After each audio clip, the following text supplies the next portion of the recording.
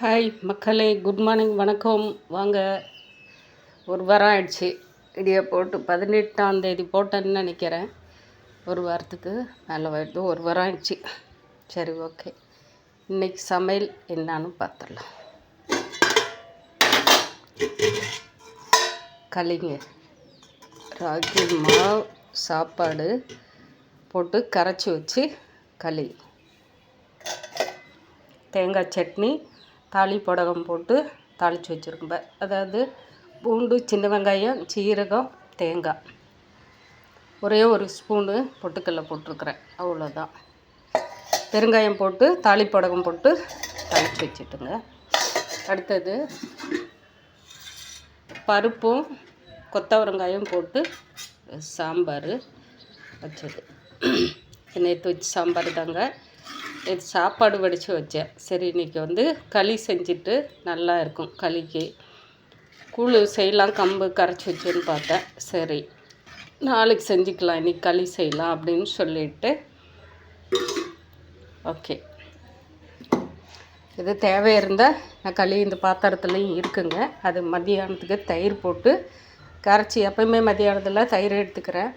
அதனால் நேற்று தக்காளி ரசம் வச்சுருந்தேன், பருப்பு கடைஞ்சி. இது ஒரு வாரம் எங்கள் காணாமல் போயிட்டீங்க அப்படின்னு யாரும் நினைக்காதீங்க. அதை அம்மா கூட பிறந்த அக்கா இறந்துட்டாங்க. அதனால் வெள்ளிக்கிழமை போனவங்கன்னு நினைக்கிறேன். வீடியோ எடுக்க முடியல. ஏன்னா அவங்கெல்லாம் மக்கள் வாழ்ந்த காலம் இருக்குது பாருங்கள், பொக்கிஷம். நம்ம இப்போ வாழ்கிற காலத்தில் இப்போ இறந்தோம்லான்னா நம்ம பசங்களுக்கு, நம்ம வீட்டில் இருக்கிறவங்க சொந்தக்காரர், அதாவது சொந்தக்காரர், மாமியார், மாமனார், புருஷமார், யார் இறந்தாலும் சரி, இதில் நானே இறந்தாலும் சரி, இவங்க 4 கதவுக்குள்ளே தெரிஞ்சு கொண்டு போய் கரண்ட்டில் வச்சு எடுத்துட்றேன். அது மாதிரி நடந்துருச்சு. நிறையா முடிஞ்சு போச்சு. போனோம்லாம் ஒரு குளத்துல முழுங்கி குளித்து எந்திரிச்சு வந்தோம்லாம், அப்படி போயிடுச்சு. கிராமத்தில் அப்படி இல்லைங்க. அந்த அம்மா வாழ்ந்தது நம்ம கால் தூசுக்காகுங்க. நம்ம அந்த தூசுக்கு, அந்த அம்மா கால் தூசு கூட ஆக மாட்டோங்க. சாரி.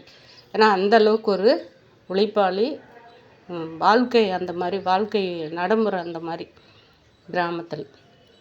அதாவது இப்போ தான் அவங்க இவங்க மேலே கீழே சைடில் அப்படின்னு சொல்லிட்டு பேசிகிட்டு இருக்கிறாங்க, மதங்களை வச்சு மற்றவங்கள.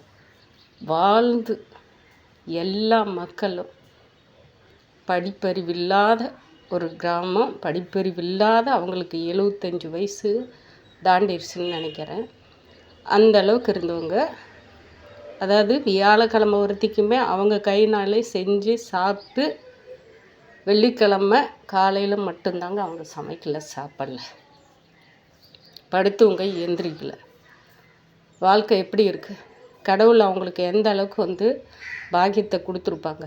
யாருக்கிட்டுமே கையேந்தி, ஒரே பையன்தான், எங்கள் அக்காவும் ஒரே பொண்ணு. நாங்கள் எங்கள் குடும்பத்தில் எல்லாருமே அவங்க அக்கா தங்கச்சி, நாங்கள் எப்படி இப்போ அக்கா தங்கச்சி 3 பேர், அதே மாதிரி அக்கா தங்கச்சி 3 பேர். 3 பேருக்கும் ஒரே பொண்ணு குழந்தைங்க அவங்க அக்கா தங்கச்சிங்களுக்கு. அவங்க 3 பேரில் இப்போ 2வது பெரிய அக்கா போயிட்டாங்க, இப்போ 2வது அம்மா இருக்காங்க. ஆனால் அவங்க வாழ்ந்தது அவ்வளோ பொக்கிஷமாக வாழ்ந்துருக்குறாங்க. எந்த மதம்னு இல்லைங்க. மக்கள் விடிய விடிய அப்படியே சனிக்கிழமை ஒருத்திக்கு, அதாவது வெள்ளிக்கிழமை 4 மணிக்கு இறந்தவங்க, சனிக்கிழமை 5 மணிக்கு தான் எடுத்துங்க. கூட்டம் வந்துகிட்டே இருந்துச்சு. எங்கேருந்து ஒரு அரசியல்வாதி எல்லா கட்சிக்காரரும் வந்துட்டாங்க. அதாவது அந்த ஏரியா, தருமபுரி பினாகரம் ஏரியான்னா யாருன்னு தெரியும் உங்களுக்கு.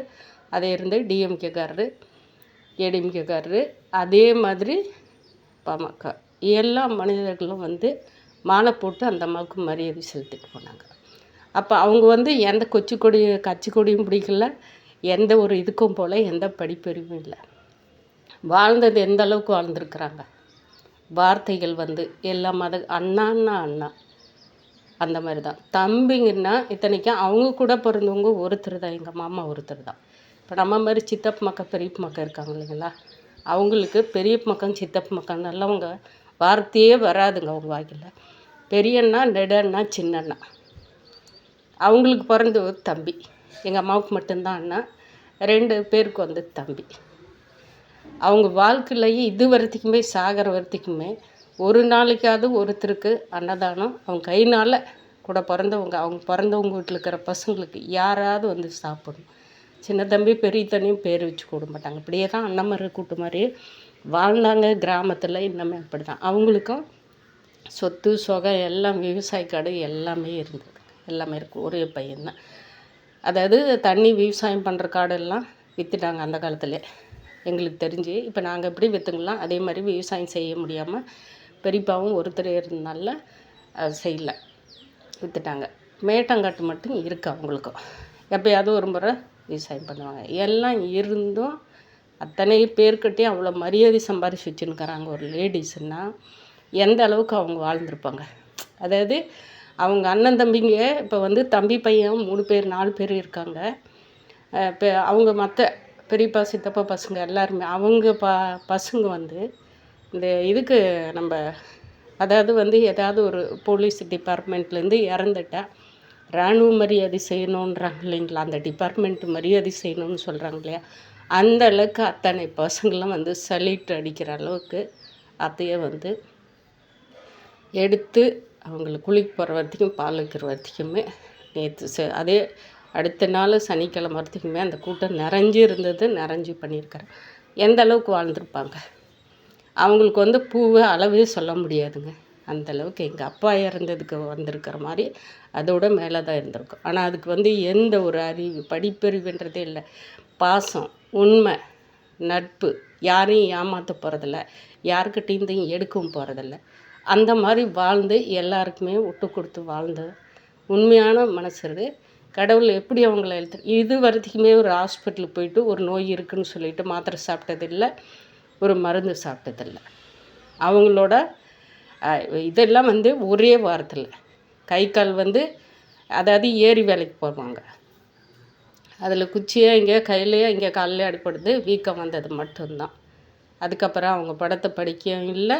அவங்க யாருக்கிட்டேயும் போய் மருமகன்மார்கிட்டயோ அண்ணன் வீட்டு பசங்க இத்தனை பேர் அவங்களுக்கு வளர்த்துனாங்களே யாருக்கிட்டேயும் போய் கையேந்து நின்னதில்லை. அவ்வளோ ஒரு மரியாதையாக வாழ்ந்து செத்துருக்குறாங்கன்னா அவங்க எந்த அளவுக்கு இருப்பாங்க.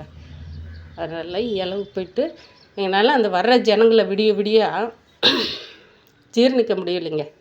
அவ்வளோ மக்கள்கிட்ட அவங்க வாழ்ந்துருக்குறாங்க.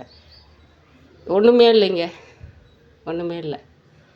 அவ்வளோதான் மக்களோட லைஃப். அதனால் நம்ம எப்படி வாழணுன்றத நமக்கு பாடம் கற்றுக் கொடுத்துருக்குறாங்க ஒவ்வொருத்தரும். நம்ம குடும்பத்தில் இருந்து தெரிஞ்சுக்கலாம் மக்கள். அதனால தான் வீடியோ எடுக்க முடியல. எல்லாருமே வந்து உறவுகளை சம்பாதிக்கலாம். பணம் வந்து இன்றைக்கி வரும், நாளைக்கு போகுங்க. மனசு வந்து யாருமே நோகடிக்கிறவங்க மனசுக்கு மற்றவங்ககிட்ட சாபம் ஒன்றுமே இல்லை. ஒன்றுமே இல்லாமல் அவங்க எப்படி வாழ்ந்தாலும் சரி இப்படி தான் வாழ்ந்தாங்க இப்படி தான் வாழ்ந்தாங்கன்னு தான் சொல்லிட்டு போவாங்களே தவிர இன்றைக்கி அவ்வளோ மக்கள் மதித்து வர்ற அளவுக்கு இருக்க மாட்டாங்க. நம்மளும் முடிஞ்ச அளவுக்கு அதில் இருந்து ஒரு கால் பாகமாவது வாழலான்னு சொல்லிட்டு நினைக்கலாங்க. இன்றைய சமையல் இதை தான் அன்றைய காலத்துக்கு எந்த நிறங்கள்ன்றாங்க இல்லையா, அந்த மாதிரி இப்போ நமக்கு இருக்கிற சூழ்நிலைக்கு தகுந்த மாதிரி ஒரு சமையல் சாப்பிட்லாம் வாங்க. ரொம்ப ஆரோக்கியமாக இந்த வெயிலுக்கு நல்லா பார்த்துக்காங்க. பாய் மக்களே.